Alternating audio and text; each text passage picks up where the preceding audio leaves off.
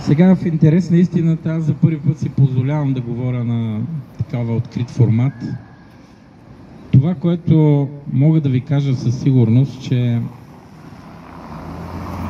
обсъжданото до сега лице Кирил Петков и Василев бяха определени да заемат тая длъжност месеци преди да започне онзи протест.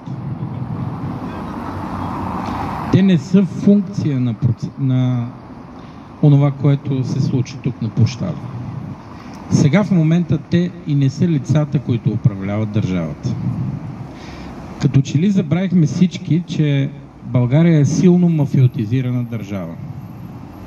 Тя беше на второ място по организирана престъпност след Украйна.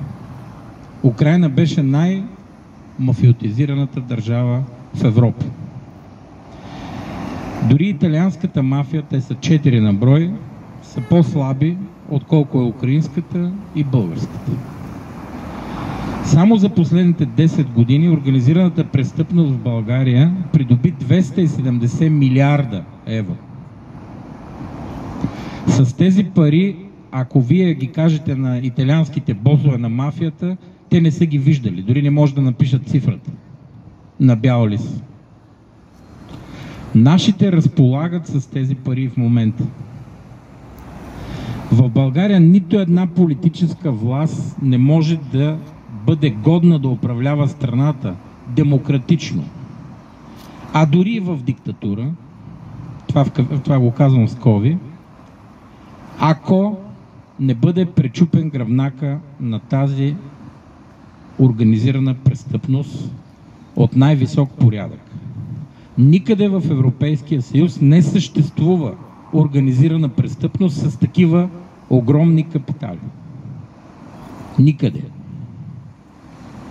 На световно ниво дори малко са държавите, и то само онези, които са диктатури в Южна Америка, които могат да извадят кеш такива капитали, с които разполага българската организирана престъпност, която е интегрирана вече в държавната власт. Кирил Петков и Василев са едни новородени ембриони. Те са в ембрионален стадий пред онези, които задвижват големите колела в България. Тук няма значение въобще кой на къде гледа. Дали гледа на изток, дали гледа на запад, или въобще никъде не гледат.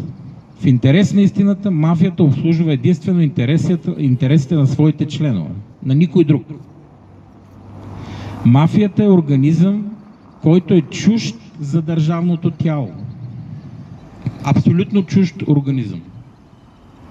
Той е като рак, тумора. Кога умират туморните клетки? Когато загине човека. След човека. Туморните клетки се развиват в човешкия организъм и умират след него. Същото е и с структурите, които ние наричаме организирана престъпност. Мафия е трудно да го наричаме, защото в България нямаме антимафиотско законодателство. Нито един член в наказателния кодекс не санкционира мафиотска дейност. Имаме едва до ниво на организирана престъпни групи и то на много повърхностно ниво. Тоест реформата, за да се случи такова противодействие, първо трябва да има свръхзаконодателство или някаква форма, под която да има борба, която е със законни средства. Такъв процес въобще не е започван, нито има такъв разговор. Спомнете си от всички парламентарно представени партии, лидерите, по времето на предизборната кампания и дори когато тук бяхме по площадите, те говориха за мафия всяка вечер, всеки ден. Откакто влязоха в парламента, тази дума изчезна. Никой вече не говори за мафия. А мафията обича тишината. Факта е, че е тихо, означава, че тя вече си е свършила работата. Съгласете се, че на всеки от вас ако има в джоба си 270 милиарда, може да си прави с който и да е на власт каквото иска. И няма значение как се казва този човек. Това са аватари, които утре ще махнем Кирил Петков и Василев. Бъдете сигурни, че следващите са готови. Трябва ли да ви казвам, че Даниел Митов вече е на стартовата линия? И каква е разликата между Даниел Митов и сегашния Кирил Петков? Нима те разбират за какво става въпрос. Нима Даниел Митов може да каже кой е Бойко Борисов, кои са лобитата, които стоят зад него, или как се движат финансовите потоци вътре в България, в националната икономика и извън нея.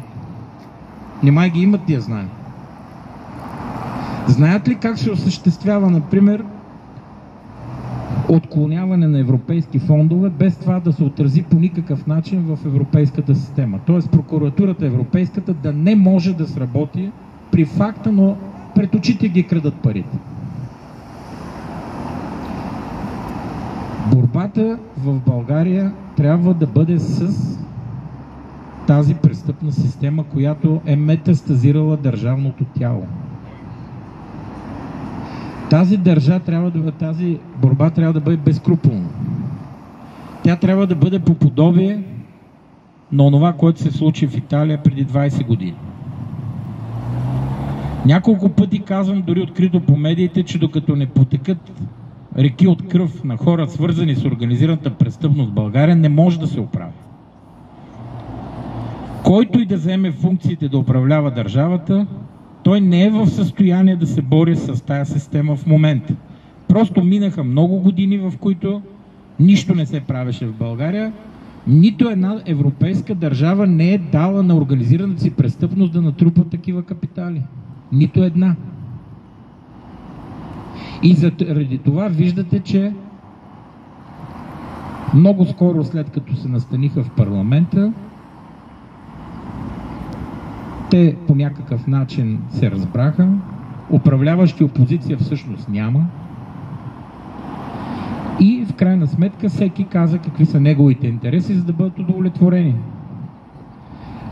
Вижте, сравнете само сумата, която ви казвам. 270 милиарда са откраднати за последните 12 години.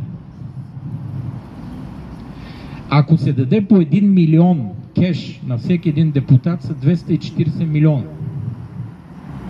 Кой депутат в България може да издържи на 1 милион кеш? А на 2? А на 3? И по 10 да им дадат на всеки, това няма да се отрази изобщо на бюджета на мафиотската система. Освен всичко, тези пари не всички са в България. Тоест юрисдикцията на българската държава не работи там, където са тези пари. Ако искаме да контролираме нещата, ние трябва да контролираме парите. Защо, примерно, германското общество е свръхчувствително на тема капитали на техни политици, които не са обявени и не са декларирани? Защо, примерно, техният президент си отиде заради 500 евро, които е похарчил неправомерно? Не защото са проблем 500 евро, а защото е извън правилата. Такива правила трябва да има нашата държава, а то няма. А за да има правила, трябва да има разговор за правила. Такъв разговор няма. Нито на експертно, нито на политическо ниво. Разговор за пари е разговор за контрол. Разговор за пари също няма. Никой не иска да говори за пари. Аз искам. Искам. Но няма с кого. Нашите политици искат да говорят за политика. И за политики. Ами аз не искам да говоря за политики. Знаете ли какво е политики? Да се съберем сега всичките заедно и да си измисляме някакви неща и ги пишем на лист хартия. Може да си фантазираме, да ги превръщаме в текстове и да казваме, че ще направим чудеса. Само че чудеса без пари не става. Българина трябва да разбере, че е ограбен, обран от своите политици. И това не е проблема. Ако тези пари бяха в България 270 милиарда, ви разбирате ли? И ако те се вложат в реалната икономика, как трябва да изглежда България и как трябва да изглеждаме ние, как трябва да изглежда здравеопазването, пенсиите. Ако тези пари се управляват от почтенни хора, как трябва да изглеждат България? Тя ще изглежда много по-добре от всяка европейска държава. Асен Василев каза, че в България има много пари. Къде са? Откакто каза, че има много пари, 10 милиарда са крадяли годишно и ако се спре кражбата, край. Той управлява от година и 3 месеца вече. Значи трябва да има тия 10 милиарда. Къде са? А реално натрупат дългове за 10 милиарда. Едно е да взимаш заеми, съвсем друго е да даваш заеми. Аз мисля, че България ще бъде добре, когато започнем ние да даваме заеми на другите държави. Когато вие сте в дългове, представете си към банка. Кой определя правилата? Вие или банката? Как ще живеете, какво ще живеете, с какво ще се храните? Банката определя. България, ако е добре, трябва да дава заеми на други държави. А ние взимаме заеми. Трупаме държавни дългове, вече не за деца, а за внуци. Внуците си задължихме. Всяка година, всеки месец по 1 милиард дългове не е имало никога в този преход, който трае вече 33 години. 1 милиард на месец, най-престъпното правителство на България, а те не са 1 и 2, не си е позволявал такъв дълг. Кажете ми, как вие ще потънете в дългове към банки и ще живеете добре? Каква е логиката? Няма логика. Разговор за добруването, за домостроителството в България минава през разговор за пари. И аз искрено така ви препоръчвам да настоявате за разговор за пари. Не за 25 стотинки за бензин да не отстъпват. И не за социални политики. Не. Това са на БСП глупостите. Няма социални политики. След като сме богата държава, ние трябва всички да разберем къде не е богатството. Ако сме богати, всеки един от нас трябва да дава заеми на чужденци. И като държава също да финансираме чужди икономики. Ние срещу лихви. А реално те какво правиме? Живееме в уния времена, в който ние трупаме дългове. Спомните ли си, че Тодор Живков ще да отиде в затвора за 8 милиона? За толкова го съдиха и го осъдиха. Ако не беше почтенната му възраст, ще да отиде в затвора. Те 8 милиона ги правят за 8 милиарда ги правят за 8 месеца. Извинявайте, милиарди става въпрос. Милиард на месец. Значи на всеки 8 месеца наш министър-председател трябва да отиде в затвора. В същото време тези хора излизат, до които до вчера говореха, че има пари в държавата, даже и сумата казаха, 10 милиарда се краде годишно. Така каза Асен Василев, макар че не е точната цифра 10 милиарда, но да предположим, че е толкова. Къде са? За година и 3 месеца от негово управление лично на финансите ги управлява и той не краде. Това означава, че трябва да ги имаме като горници. И не трябва да взима пари. Това е проблем. Докато не трябва да се притесняваме да говорим за пари, според мен. А ние като че ли говорим за всичко друго, но не е за пари. Как се оправя здравеопазване без пари, пенсионно осигуряване без пари, всички социални дейности без пари? Как се оправят? Тия неща или са заеми? Вие знаете ли, че аз когато чуя фондове и заеми и изпадам в гняв? Какви заеми? Чакаме какви фондове? Ние по вода газим, жадни ходим. България е държава, която трябва да дава заеми. Каквато е Япония. Япония дава заеми. Тя не взима. Проверете, има ли 1 евро заеми от последните 30 години. Или 50. Няма. И ние трябва да бъдем това. Тук живеят 4 милиона човека, от които 3 милиона са пенсионери. Значи ние трябва да сме свръхбогата нация. Какво нямаме ние? От ресурсите какво нямаме? политическия разговор винаги ще си намерите политически опоненти, които ще ви обясняват, че тая политика не може, а другата ще стане еди как си. Но това е просто едни празни приказки.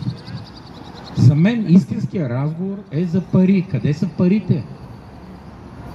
Къде са парите ни? Това са нашите пари, не тяхните. Разберете го. Тези милиарди не са техни. Те са взели от всеки един от джоба милиарди, не са взели дори хиляди. Ни милиони не са взели. Наш политик кафе няма да пие с вас за 1 милион.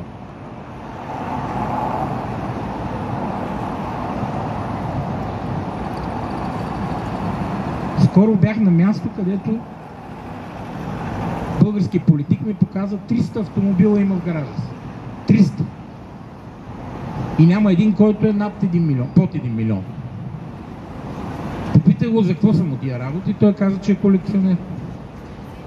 И всички са прашасали, никога не я пипа нищо. Това са вашите пари, разберете? Това са нашите пари. А ние умираме, вървете в една гробища. Докато погребете един, още 8-10 гроба се отварят и се запълват. За 1 час. Това е чудовищно. Това е чудовищно. И разберете, нас не убиват с нашите пари. С нашите пари. Те не ни убиват с техните пари. Политиците трябва да живеят от заплатите си. Те имат заплати на тия постове, които заемат и край. До там. Това са им декларациите, това пише в техните декларации. Какви сте милионери и милиардери? Какви сте работи?